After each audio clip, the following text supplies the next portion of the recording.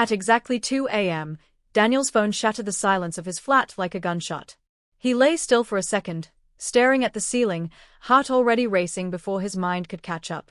No one called at that hour unless something had gone terribly wrong. The screen glowed beside him, an unfamiliar hospital number pulsing like a warning. He answered. Mr. Daniel Harper. The woman's voice was professional, tight with urgency. This is St. Mary's Hospital. Your ex-wife, Amelia Harper, has been admitted for emergency surgery. There were complications. You're listed as her last emergency contact. The words landed slowly, each one heavier than the last. Ex-wife. Emergency. Surgery.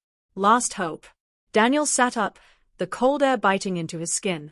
Is she? His voice cracked. He cleared his throat. Is she alive? Yes, the nurse replied, carefully. But the next few hours are critical. The surgeon needs consent for a high-risk procedure. We couldn't reach any other family. 3 years. 3 years since the divorce papers were signed in a quiet solicitor's office, since Amelia had walked out with steady hands and wet eyes, since they had both pretended that love could be folded away like old letters. I'm coming, Daniel said, already pulling on his jeans. The streets were empty as he drove, London asleep beneath amber streetlights. His mind betrayed him, dragging memories to the surface. Amelia laughing in the kitchen at midnight, barefoot, hair a mess, Amelia crying silently on the edge of their bed the night he came home too late again, Amelia saying, I can't keep waiting for you to choose me. He hadn't chosen her. Not when work demanded more. Not when pride got in the way of apologies. And by the time he realized what he was losing, she had already let go. At the hospital, the smell of antiseptic and exhaustion wrapped around him. A nurse led him to a small consultation room. The surgeon arrived moments later, eyes tired but focused. She suffered internal bleeding following a sudden collapse, he explained. There's a complication related to an old condition. We need to operate immediately, but there's a significant risk. Without surgery, she won't survive the night. Daniel stared at the consent form, the pen trembling between his fingers. And with surgery? There's a chance, the surgeon said gently. But she may not wake up. Or she may wake up different. Different. The word echoed cruelly. Daniel signed. The waiting room clock ticked louder than it should have. Each minute stretched thin, cruel and deliberate. He sat alone, hands clasped, replaying every moment he wished he could redo. He wondered if Amelia hated him now, if she would even want him here. He wondered if love, once abandoned, still had the right to return. Hours later, a nurse approached. The surgery is ongoing, she said. But there's something else you should know. Daniel looked up, fear clawing his chest. She asked for you, the nurse continued. Before she was taken in. She was barely conscious, but she kept repeating your name. His breath left him in a single, broken exhale. She said, Tell Daniel I'm sorry I didn't wait. Daniel pressed his palms to his eyes, shame burning behind them. Sorry she didn't wait, while he had never asked her to stay. When the surgeon finally emerged, dawn was bleeding through the windows. The operation was successful, he said. She's stable, but unconscious. We'll know more when she wakes. They let Daniel see her. Amelia lay pale against white sheets, tubes and wires surrounding her fragile stillness. She looked smaller than he remembered, as if life had been quietly draining her for years. Daniel stepped closer, his heart breaking with every breath she didn't take on her own. I'm here, he whispered, though she couldn't hear him. I should have said that a long time ago. He sat beside her, holding her hand carefully, afraid she might disappear if he let go. And then, just as the monitors hummed steadily again, her fingers twitched ever so slightly around his. Daniel froze. Amelia, he said softly.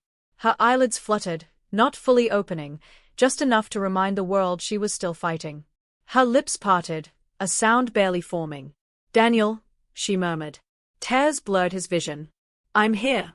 I'm not going anywhere. Her grip tightened weakly, as if anchoring herself to his voice. The machines beeped a little faster, nurses glancing over from the doorway. Amelia's brow furrowed, confusion shadowing her face, and then she whispered something that made Daniel's heart stop completely. Why are you here? We're not married anymore. He swallowed hard, leaning closer, his voice shaking as the weight of the past pressed down on him, knowing that whatever came next, whatever she remembered, whatever she had forgotten, would change everything between them forever. Just as her breathing faltered again and the nurse rushed toward the bed, calling out for the doctor while Daniel stood frozen, torn between hope and terror as Amelia's hand began to slip from his grasp. Daniel tightened his grip instinctively as the nurse adjusted the monitors, her movements quick but controlled. "She's all right," the nurse said, more to steady him than herself. "This can happen after anesthesia. Talk to her. Keep her calm." Amelia's eyes opened again, unfocused, drifting as though the world was slightly out of sync. She looked at him as if trying to place a familiar face in the wrong year. "You shouldn't be here," she whispered. "You hate hospitals." "I don't hate them," Daniel replied quietly. "I just never liked seeing you hurt." Her brow creased. "You're lying," she said faintly. "You always lie when you're scared." The words struck him harder than any accusation ever had. He almost smiled, because she was right. He always had. "I was scared of losing you," he admitted. "Turns out I should have been scared of letting you go." She blinked slowly, exhaustion pulling her under again. "Did I call you?" "No," he said. "They called me." "You listed me as your emergency contact." A flicker of surprise crossed her face. "I must have forgotten to change it." "Or maybe you didn't want to," Daniel said, then immediately regretted the softness in his voice. Amelia closed her eyes, breathing uneven. "I didn't think you'd come." "I didn't think you'd need me," he replied. "We were both wrong." Silence settled between them, thick with years of unsaid things. He could feel the past pressing in. Every late night, every argument that ended with doors closing too softly, every morning she woke up alone while he chased deadlines that never loved him back. "Do you remember what happened?" he asked gently. She shook her head. "I was at home. I felt dizzy. Then pain." Her voice wavered. "I thought I was dying." "You almost were," Daniel said before he could stop himself. Her eyes opened again, this time sharper. "Don't say that." "I'm sorry," he murmured. "But I signed the consent forms." "The doctors said." "You signed," she interrupted weakly. "There was no one else," he said. "And I would have done it even if there was." Her gaze softened, then hardened again, conflicted. "You don't get to be my hero now," she said. "You gave that up." He nodded slowly. "I know. I'm not here to fix the past." "Then why are you here?" she asked. Daniel hesitated. Because he loved her. Because he never stopped. Because some people leave your life but never leave your bones. But he didn't say any of that. "I'm here because you asked for me," he said instead. "And because I still care what happens to you." Her breathing quickened slightly, emotion stirring beneath the sedation. "I asked for you because I thought I was going to die," she whispered. "People do strange things when they are afraid." "So do people who regret," Daniel replied softly. Her eyes searched his face. "Do you regret it?" "Yes," he said without hesitation. "Every day." She turned her head away, a tear slipping into her hairline. "Regret doesn't change anything." "No," he agreed. "But honesty might." A doctor appeared at the doorway, signaling Daniel to step outside. He squeezed Amelia's hand gently before releasing it, as if afraid the act itself might undo her. In the corridor, the doctor spoke in low tones. "She's stable, but there's something you should be aware of. The lack of oxygen before surgery may have affected her memory. We won't know the extent until she's fully awake." Daniel felt the floor tilt beneath him. "What does that mean?" "It could be temporary confusion," the doctor said. "Or it could be more. She may forget recent years. She may remember things differently. Trauma has a way of rearranging memory." When Daniel returned, Amelia was staring at the ceiling, lips moving silently. "What are you thinking about?" he asked. "You," she said. "Us. Or what I think was us." He sat down again. "Tell me." She swallowed. "I remember leaving.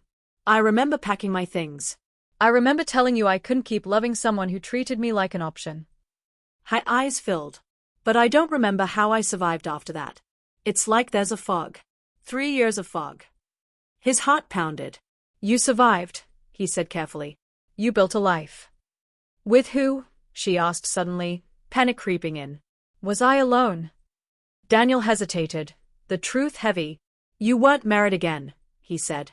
"But you weren't waiting either." She frowned. "Then why do I feel like I was?" Because she had loved him longer than she admitted. Because letting go hadn't meant forgetting. But again, he stayed silent. I feel empty, she whispered. Like something important is missing. Daniel reached for her hand but stopped halfway. Maybe it's just the surgery. Or maybe it's you, she said, looking directly at him now. Why does seeing you hurt so much? He met her gaze. Because some wounds don't close. They just learn how to breathe. A nurse came in to check her vitals, breaking the moment. Amelia grew drowsy again, her grip loosening. Before sleep claimed her, she whispered, "Promise me something." "Anything," Daniel said. "If I wake up tomorrow and I don't remember why we ended," she murmured, "don't lie to me. Don't make me fall for you without knowing the truth." His chest tightened. "I promise." Her eyes closed. Daniel stayed there as the morning light crept in, watching the rise and fall of her chest, knowing that the woman he loved might wake up as someone who remembered everything, or someone who remembered nothing, and that either way, the hardest part of his life was only just beginning, especially when the nurse returned hours later with a clipboard in her hands and a look that suggested new information, just as Amelia stirred again, her voice clearer this time as she whispered a name that was not his. Daniel's breath caught as the unfamiliar name slipped from Amelia's lips, soft but certain. It hung in the air between the machines and the morning light, sharp enough to hurt. "Who?" he asked before he could stop himself. Amelia frowned slightly, as if the effort of thinking caused pain. "I don't know," she admitted after a moment. "It just came out. It feels important." The nurse glanced at Daniel, then back at Amelia. "Memory fragments," she said calmly. "They can surface without context. It doesn't always mean what you think." But Daniel was already thinking everything. He forced a nod, sitting back down. "It's all right. You don't need to explain anything right now." Amelia turned her head toward him. "You look different." "Older?" he tried, offering a faint smile. "No," she said. "Quieter. Like someone who's learned to listen." He almost laughed at the irony. "Maybe I finally ran out of things to say." She studied him, curiosity flickering beneath the fatigue. "You used to fill silence because you were afraid of it. And now? Now you look like you're afraid of saying the wrong thing." Daniel swallowed. She remembered him too well.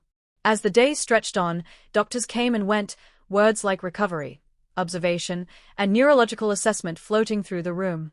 Amelia drifted in and out of sleep, sometimes lucid, sometimes lost. Each time she woke, she seemed to know Daniel again, though her emotions toward him shifted unpredictably, sometimes guarded, sometimes strangely tender. At one point, she asked, "Did you ever come looking for me?" The question felt like a blade pressing gently into his chest. "No," he answered truthfully. "I thought you didn't want to be found." "And did that make it easier?" she asked. "No," he said. "It just made it quieter." She closed her eyes. "I waited longer than I should have." "I know," Daniel replied. "And I'm sorry I made you wait at all." In the afternoon, a woman appeared at the doorway, hesitating as if unsure whether she belonged there. She was in her mid-30s, dark hair pulled back, concern written openly across her face. "Amelia," she said softly. Amelia opened her eyes. "Lena?" The relief on the woman's face was immediate. "Thank God," Lena breathed, stepping inside. She noticed Daniel then, surprise flashing briefly before being replaced by something more measured. "I didn't expect to see you here." "I didn't expect to be," Daniel replied. Lena turned back to Amelia, taking her hand carefully. "You scared me." "You scared all of us." "All of us?" Amelia echoed. "Yes," Lena said gently. "Your friends. Your life. The one you built." Amelia's gaze flickered between them. "I don't remember it." Lena's expression softened with something like heartbreak. "You will. Or maybe you won't. But it was real." Daniel stood, suddenly aware of how much space he was taking up. "I should give you some time." Amelia's fingers tightened weakly around his sleeve. "Don't go." He froze. Lena watched this exchange closely, then stepped back. "I'll get a coffee," she said quietly. "I'll be right outside."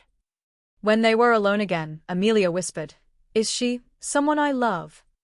"Yes," Daniel said carefully. "She's important to you." "Like you were?" Amelia asked. Daniel hesitated, then nodded. "Once." And now? Now, he said, choosing each word with care. I'm just someone who answered the phone. Her eyes filled with tears. Why does that feel like a lie? Because love didn't disappear just because paperwork said it should. Because timing was cruel. Because life didn't pause while people healed. But again, Daniel stayed within the promise he'd made. You don't owe me anything, he said softly. Not answers. Not feelings. She studied his face as if searching for cracks. You look like a man asking for forgiveness without expecting it. I don't expect it, he said. I just wanted you to live. The days that followed blurred together. Amelia grew stronger, her memory sharpening in fragments. She remembered Lena fully now, the shared flat, the quiet routines, the safety she had found after the divorce. She remembered pain, and rebuilding, and learning to laugh again. But with those memories came others, Daniel's voice, his absence, the ache that never quite left. One evening, as rain traced slow lines down the hospital window, Amelia asked Daniel, if I hadn't gotten sick, would you have ever come back into my life? He looked at her for a long moment. I don't know, he admitted. I told myself staying away was respect. Maybe it was just fear. She nodded. I told myself moving on meant forgetting. Turns out it just meant surviving. Silence settled, heavy but honest. You don't fit neatly into my life anymore, she said at last. But you don't feel like a stranger either. I don't need to fit, Daniel replied. I just need you to be okay. She looked at him then, really looked at him, as if weighing something unseen. Outside, thunder rolled softly in the distance. Daniel, she said quietly, what if the reason I survived wasn't just to go back to the life I had, but to finally face the one I left behind? His heart began to race, hope and fear colliding violently in his chest, just as Lena returned to the doorway, sensing the shift in the air, and Amelia turned toward her with an expression that suggested a decision forming, one that would not belong entirely to the past or the present, but to something unfinished, waiting to be spoken. Lena paused at the threshold, her hand still on the doorframe, instantly aware that something intangible had shifted. She smiled, but it didn't quite reach her eyes. Am I interrupting? No, Amelia said, though her voice carried a hesitation that hadn't been there before. We were just talking. Daniel stood, instinctively giving them space again. He had begun to feel like a guest in a house that no longer belonged to him. Welcome, perhaps, but temporary. I'll come back later, he said. Amelia looked at him sharply. You don't have to leave every time someone else walks in. Lena's gaze flicked between them, measuring. It's okay, she said calmly. I was just checking in before heading home. Home. The word landed softly but firmly. I don't want to be alone tonight, Amelia said suddenly, surprising both of them. The doctor said I can't sleep much. My thoughts get loud. Lena nodded. I'll stay. Amelia hesitated, then added, I'd like Daniel to stay too. Just for a bit. Daniel opened his mouth to object, but Lena spoke first. If that's what you want. The three of them settled into an uneasy triangle, Daniel by the window, Lena near the bed, Amelia caught between familiarity and confusion. Rain continued its quiet assault on the glass, the city blurred beyond it. Tell me something, Amelia said after a while, her voice steady but searching. Both of you. Don't protect me. Lena straightened. Daniel's shoulders tensed. What did I become after the divorce? Amelia asked. Not just what I did, but who I was. Lena answered first. You became braver than you think. You learned how to be alone without feeling abandoned. You laughed again. You stopped apologizing for needing things. Amelia turned to Daniel. And you? He hesitated. You became someone I admired from a distance, he said quietly. Even when I had no right to. She closed her eyes briefly, absorbing both versions of herself. They don't sound like the same person. They are not, Lena said gently. People don't become one thing forever. Amelia exhaled slowly. I feel like I'm standing between two lives. One I remember clearly, and one I can feel but not fully see. Daniel stepped closer, unable to help himself. You don't have to choose anything right now.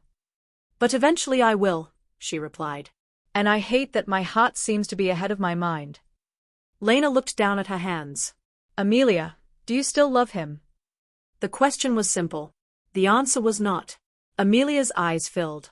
"I don't know how to measure love anymore," she said honestly. "I loved him once so deeply it nearly broke me. Then I loved you in a way that felt safe. Now I feel everything at once, and it's terrifying." Daniel swallowed hard. Lena's breath caught, but she remained composed. "I don't want to hurt you," Amelia said to Lena. "And I don't want to lie to myself." Lena nodded slowly. "I never asked you to erase your past," she said. "I just asked you to live in the present." "And if the present is complicated?" Amelia asked. "Then we sit in the complication," Lena replied. "But I need honesty." Daniel took a step back, pain flashing across his face. "I never meant to complicate anything," he said. "If my being here is making this harder, I'll go." Amelia reached out instinctively. "Don't. Please. I've spent too long watching people leave quietly." He stopped. That night, Lena eventually fell asleep in the chair, exhaustion claiming her despite her best intentions. The room dimmed, the hospital settling into its nocturnal hush. Amelia lay awake, staring at the ceiling, listening to the rhythm of two breaths, one familiar, one distant. "Daniel," she whispered. He turned immediately. "I'm here." "Do you remember the night before we signed the papers?" she asked. He nodded. "You made tea we didn't drink." She gave a faint smile. "I asked you if you loved me enough to fight." "And I said I was tired," he replied, shame lacing every word. "I thought that meant you were tired of me," she said. "So I stopped asking." Daniel's voice trembled. "I was tired of failing you." She turned her head toward him. "Why didn't you say that?" "Because I didn't know how to be weak without feeling small." Her fingers curled into the sheet. "I waited for years for you to be human with me." "I know," he said. "And I was too late." Silence stretched again, but this time it was fragile, alive. "Daniel," she said softly, "what if loving you again means reopening everything I barely survived?" "Then don't," he replied immediately. "I won't be the reason you bleed again." "And what if not loving you means I never understand why my heart never fully let go?" she asked. He had no answer for that. Morning came slowly. Doctors talked about discharge plans, physical therapy, follow-up scans. Life resumed its practical pace, indifferent to emotional wreckage. Amelia improved rapidly, strength returning to her limbs, clarity to her eyes. But clarity did not bring certainty. One afternoon, Lena took Daniel aside in the corridor. "She's drifting," Lena said quietly. "I can feel it." Daniel shook his head. "I never asked her to drift." "I know," Lena replied. "That's what scares me." They stood there, two people bound to the same woman by different chapters of her life. "I love her," Lena said plainly. Daniel nodded. "So do I." "And she has to choose," Lena continued. "Even if it hurts." Daniel looked back through the glass, where Amelia sat alone now, watching the world outside as if it held an answer. "She already is choosing," he said softly. "She just doesn't know what yet."